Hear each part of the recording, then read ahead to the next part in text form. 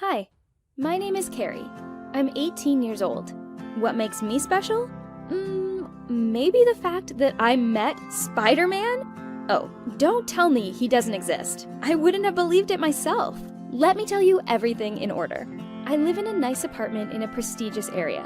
No, I'm not a gold digger. It's just my dad's apartment. He runs a rental business, so he has a lot of them. One day, I was getting out of the shower as usual, singing a song that was stuck in my head. When I passed the window, I thought I heard someone knocking on the glass. I shrugged it off. That was impossible. I live on the 15th floor. But the knocking continued. I got goosebumps. I slowly turned around, and I realized that there really was someone there. I opened the window and looked around. Nobody.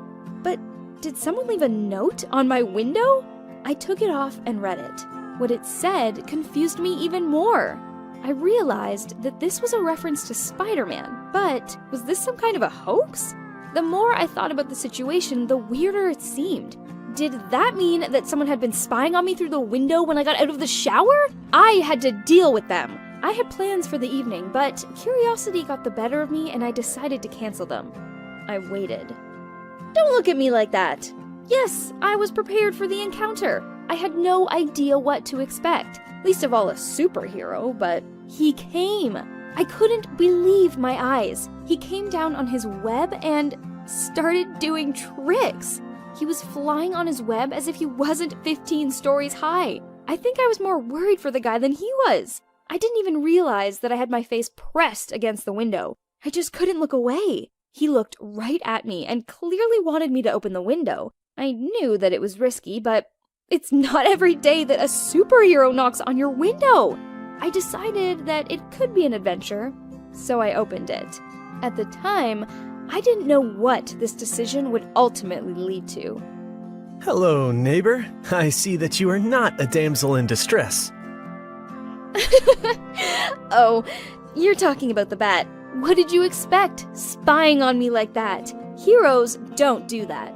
I had to get your attention somehow. I didn't peep, I swear. He was so charming that I forgot about everything in the world.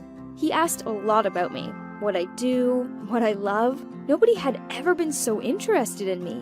But he didn't even tell me his name.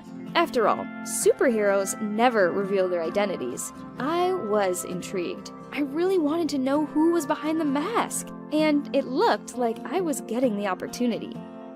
I could take off the mask, if only... What do I need to do? Will you open the window for me tomorrow? He asked me out on a date. It was like I was in a superhero movie, and I couldn't wait to find out what would happen next. I spent the whole day getting ready. I decided to cook dinner. On the way home from the store, I noticed an announcement. Our building had a new team of window washers. I also thought it would be funny if they ran into Spidey.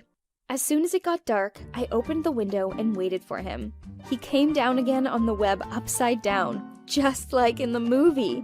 I remembered that famous kiss scene, and I figured, why not? He had promised to take off the mask. I would just help him out a little. Oh, it was incredibly romantic. After our kiss, I invited him in, and he agreed. I had forgotten about dinner, fully getting into the role of the superhero's girlfriend. Now will you take the mask off for me? Yes, but you have to turn off the light. I cannot reveal my identity. Well, of course, with great power comes great responsibility. I didn't want to spoil the superhero image, so I turned off the light, and our date continued. If only I had known how it all would end. In the morning, I woke up from being cold. Spidey was gone, and the window was open. I was upset because I thought I'd catch him in the morning without his mask. Besides, I didn't know if I'd see him again. But then I looked at my watch and realized that I was late. I quickly packed up and ran out of the bedroom. I had to go. Then the doorbell rang. Hello, ma'am.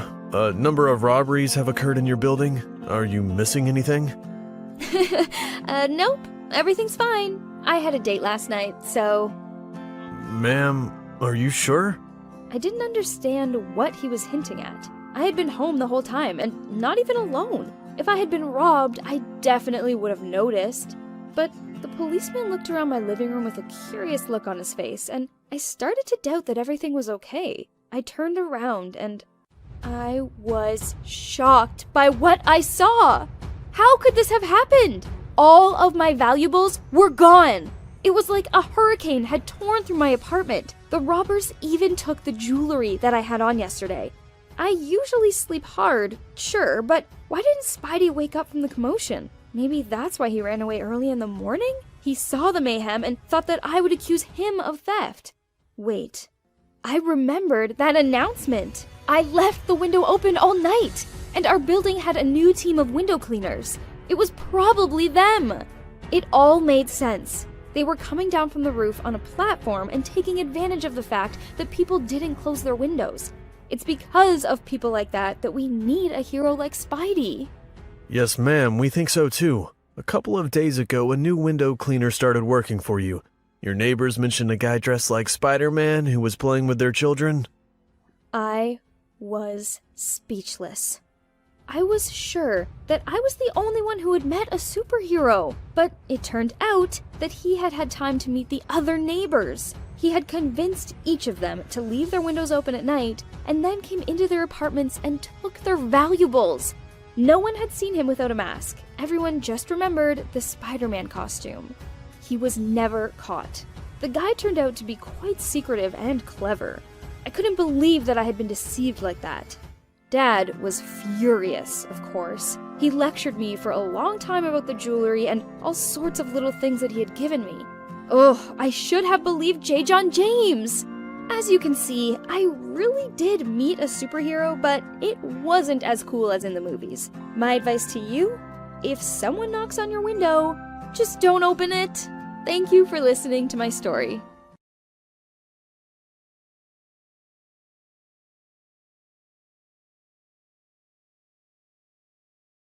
Hi, I'm Charlie. I'm 19 years old, and I spent a whole 10 hours alone with a beautiful girl. In a broken elevator. It was enough time to overcome our insecurities and show each other our best side. But everything went wrong. It happened on Christmas Eve. I hopped into the elevator and saw that my riding companion on a trip to the 6th floor was a very pretty girl. I took a deeper breath to better smell the scent of her perfume as the elevator jolted and froze. I was confused, wondering what had happened as she was already trying to report the problem to the elevator service. Strange, no one's answering. I'm Dina, she said, smiling. And I'm Charlie. She looked at me questioningly, expecting me to say something else. But absolutely nothing crossed my mind. Time passed and I continued to be silent, trying to look completely at ease as if I were not embarrassed by the awkward silence. I really wanted to get to know her better. When would I ever get another chance like this? I just couldn't figure out where to start. She spoke first. This is taking a long time. I hope we'll be out in time for the holiday. I heard that someone once spent 42 hours in a broken elevator. I fell silent when I saw her looking at me with frightened eyes. What was I doing? I'm a complete moron! An hour passed. After 2, we were sitting on the floor with backs propped against the not-so-clean elevator walls. After 4 hours, we were rummaging through all of our belongings in search of at least some kind of food. After 5 hours, we split a piece of candy that Dina found in her bag. After 6 hours, we felt like we had known each other for about 100 years. At this very cool moment of our imprisonment, I suddenly realized that more than anything, even more than Dina, I wanted only one thing. I urgently needed a toilet. Dina noticed that something was wrong with me. I didn't want to talk, but I couldn't hold it anymore. She quickly pulled an empty water bottle out of her bag. Here you go. Do it. I shook my head. I couldn't do it in front of her. Yes, come on. There will only be a real problem if I have to go. A bottle's not going to save me. Take it, and I will turn away. I tried, but nothing worked. It seemed like it was already up to my ears, but I could not squeeze a single drop out of me. You will hear! I can't! Dina put on her headphones, but that didn't work either. Then she turned on some loud music on her phone so that I would be distracted. So, standing in the far corner of the elevator with my back to Dina, while a relaxing Sting song was playing, I finally did it! I put the lid on the bottle and bashfully put it behind my backpack. I was about to thank her when the elevator started moving again. The doors opened and we were released. We were almost gone when we heard a loud scream from the technician. "Guys, you forgot your lemonade!"